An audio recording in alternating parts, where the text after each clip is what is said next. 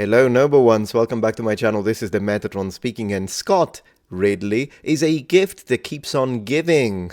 You should have stuck to Blade Runner. Blade Runner was a good movie. Blade Runner. Alright, so today we are on Screen Rant, and rant we shall. Ridley Scott reveals one cut Gladiator 2 scene he regrets. One? Oh, one scene he regrets? From Gladiator 2? Oh, talking about an understatement. How about the mutant beasts in the arena? How about the gladiator of corn on top of a rhinoceros? How about the little monkey pet, which is a capuchin monkey, a species native of South America? Buenos dias.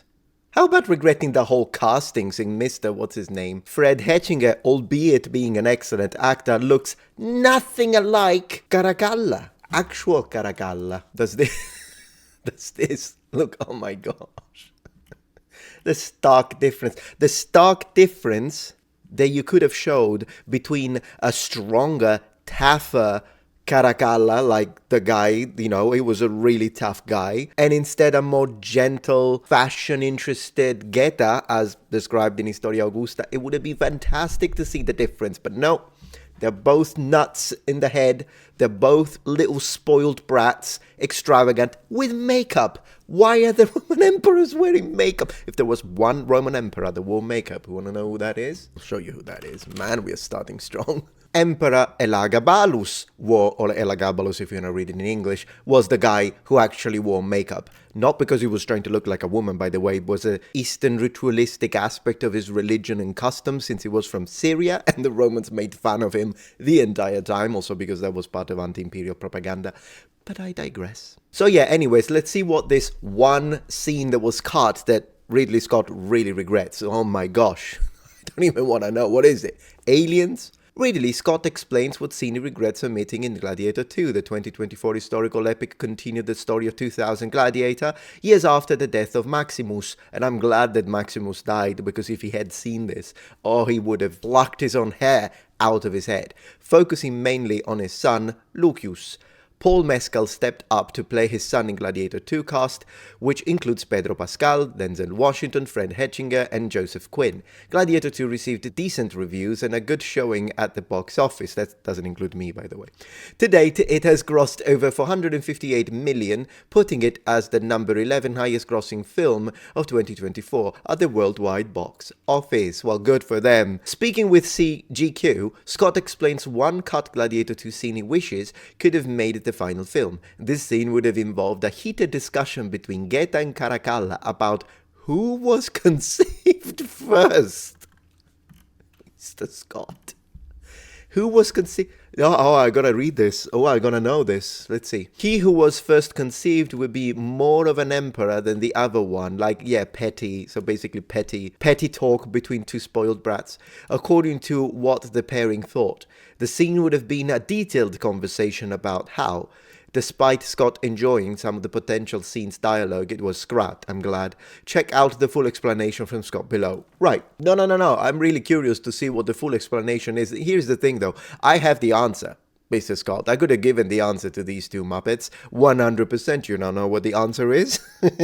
Who was conceived first? Let me tell you. Caracalla. Full stop. That would have been the end of the scene, the end of the discussion, the end of the inquiry, the end of the debate, considering the fact that he was born on the 4th of April 188, 4th of April 188, and Mr. Geta was born on the 7th of March 189. So, yeah, we have the dates. They were not twins.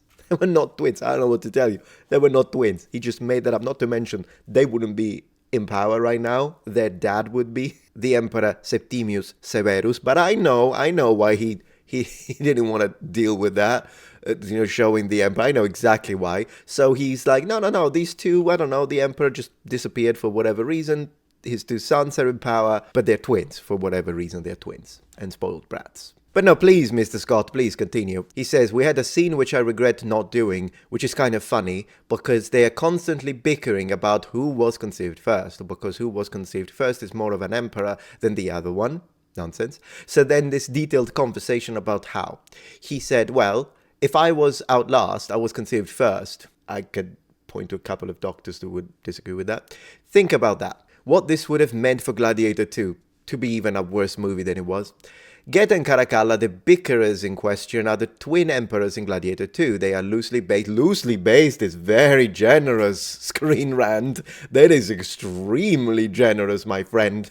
with Emperor Caracalla, I still remember it. Emperor Caracalla with people outside complaining, and Emperor Caracalla is like, oh, I'm so afraid, they want our head. Emperor Caracalla, the one time we know in the sources that people were complained about him, he had an entire section of the population of Alexandria murdered just because of it. Not to mention he offed his own wife. I mean, and Geta, spoiler alert, I guess, for power. He murdered everyone he wanted. He was Caracalla, this man, apart from the fact that he was quite a monster, but he not only did all the things that I just mentioned, but he loved activities that were dangerous, such as, for example, hunting fox, hunting lions, this guy, lions. Keep that thought in mind. Does this look like someone who would purposely hunt lion?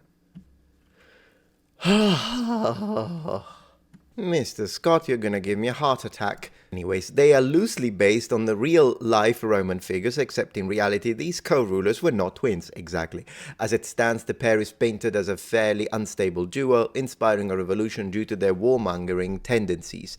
We could say that about every Roman emperor. A verbal spat about who was more kingly, due to who was first conceived, may have emphasized this point, as it would have allowed the emperors to come up with ridiculous theories that further highlighted their unusual minds. You know, when it comes to highlighting the unusual minds of these characters, I think that's the only thing that Ridley Scott did right when it comes to these emperors, in the sense that, not right because it's historically accurate, it isn't, right in the sense that he made these two emperors the perfect representation of spoiled, rich TikToker / Instagram young influencers. That's what these two guys are, and therefore the audience dislikes them as a result. That worked perfectly. If that's what he needed to represent, would have been like, mwah, perfect. If it had been included in the film, it would mean the Gladiator 2 was choosing to emphasize more of the Geta and Caracalla lore.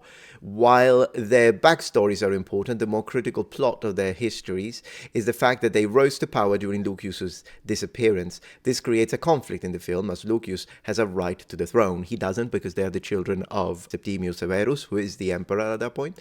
A detailed conversation implies a long dialogue scene, so including this scene between the emperors could have diverted attention away from Lucius too heavily. And I agree with them when it comes to, because I'm being very sarcastic here, but when it comes to, plot consistency, even within, if we accept for a moment that that's where the film was going, then I agree that the scene was useless and it may have been a detriment to the storytelling purposes. Our take on Gladiator 2 scenes Mission Gladiator 2 emphasizes its spectacle. It makes sense why Gladiator 2 ultimately cut the scene between the emperors. After all, the movie has a 2 hour and 28 minutes runtime, making it a challenge to sustain audience attention already. Sure, I mean, one thing I'll give them, I hated it, but simply because I'm a history buff and history enthusiast. But for instance, when I took my wife to the cinema, she liked it. So the music was good, also because, they reused the same music from 2000, which was already a hit, so great. The cinematography was nice. The Naumachia was kind of fun to watch, I guess. The, recreated naval battle. Of course, the fact that they had sharks in it, it's kind of weird that they should have put crocodiles, if we want to follow the sources, and hippos. Sharks existed, though. The Romans did farm them in the coasts outside of Rome, so there's that. Before, because people have been saying, oh no, sharks didn't exist in Rome, that's nonsense, they are mentioned in the sources. Whatever.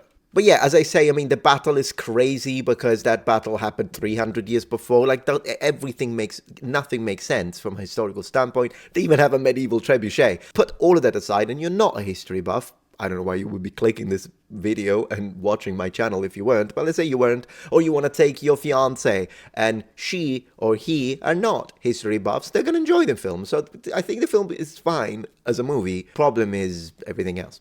In that time, the film emphasized the spectacle of the set pieces and the battle sequences. Geta and Caracalla are interesting characters, so their conception debacle may have been an interesting watch. I disagree. But the dialogue scene may not have been in the scope of what Gladiator 2 was trying to accomplish. Right. Oh, let's see some of the comments. I'm going to have fun.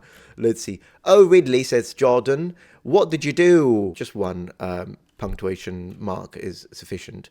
This turkey is akin to Deadpool desecrating Logan's corpse for 2.5 hours. Man, this guy really didn't like it. Movie lover, it's a funny premise that the last twin out was the first conceived and therefore the rightful heir. Obstetricians everywhere would have issue with that. I think they would have chucked it up to our ancient Roman people, didn't know what they were talking about. This movie totally bored me and I'm an action fan. Good cast though. Yeah, okay, so if you take the actors separately, Denzel Washington, of course. Pedro Pascal is literally everywhere. To make a movie about Coke, non-sponsored, he will be there. So, yeah, at the end of the day, the actors are great. It's not like the acting department was lacking. Ella says, it might have improved the movie. Dreadful waste of money. Oh my gosh, I'm not the only one who was pissed, I guess. Character development would have made this movie come closer to the original. We are asked to accept Lucius as a leader, and yet there is no dialogue or event that distinguishes him any more than a man thrust into a situation that requires a desire to survive. I absolutely agree with her. Not to mention there is a scene, the one where he goes into the sanctuary, whatever the heck it is, tomb in honor of Maximus Decimus Meridius, with of course everything written in freaking English, not Latin. It's funny because they went as far as putting instead of a U for Maximus, they put the V. So I'm like, ooh, wow, so Latin, and then everything is in English, talking about immersion killer. If you have never seen the original, you are missing the character development that made Maximus the leader that was needed. I agree.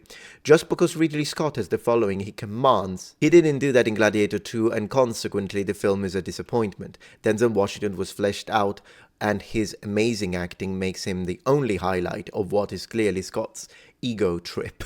Man, he's going... I mean, I don't know if it's Scott's ego trip. I can't stand Ridley Scott, so probably...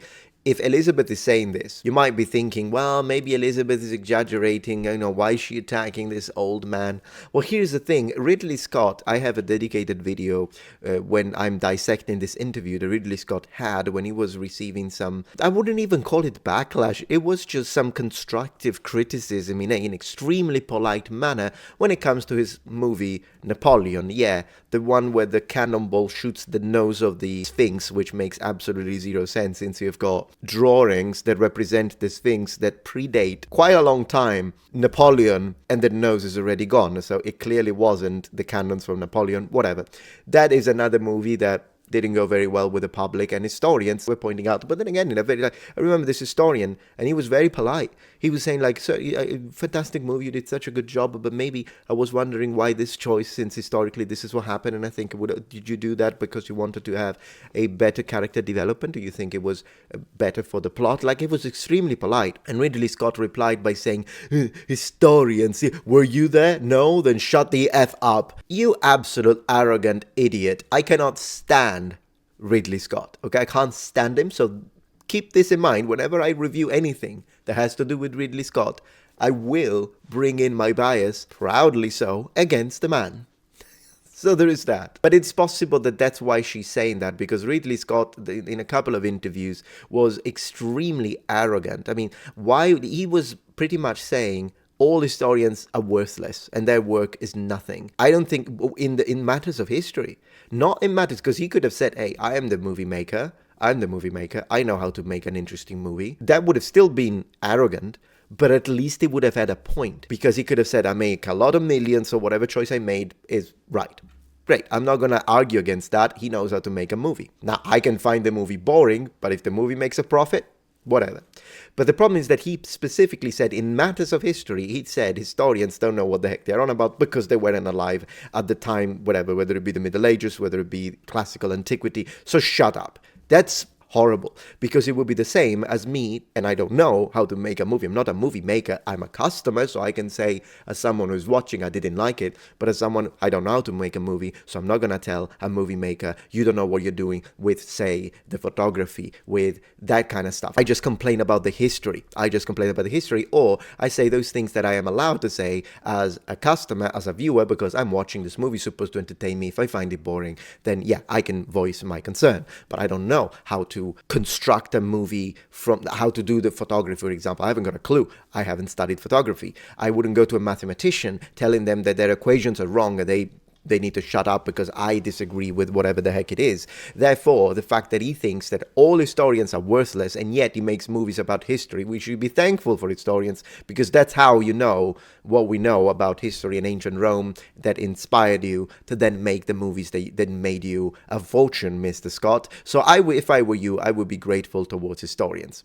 Anyways. That's I think where Elizabeth is coming from. Additionally, if it didn't have the original score to fall back on, the soundtrack would be a huge disappointment. And then James says, thanks, Mr. Scott, well done. Well, I'm glad. Oh, it's sarcastic, I think. All right. So, yeah, this is what I found out today from Screen Rant. The one scene, this was also... Let's see, what pictures do we have? Yeah, okay, right. There's a Roman vomiting over here. Nice helmet. And there we go. Yep, that's the leather bracelet, because how can you live without a leather bracelet? And that's it, I guess. Yeah, even this meant nothing, because if you, once again, as the viewer, I'm speaking as the viewer, this meant nothing to me because there was no building of the characters. There was, like, compare this, if you're a gamer, to Final Fantasy VII, Aerith's death. That was catastrophic. That scarred me, that traumatized me, and I felt the way Cloud felt. We were building that relationship for so long, playing it together, that then when he loses her, it's like incredible. But this, it really felt like, oh, you're supposed to care, by the way. You're supposed to care that she got shot.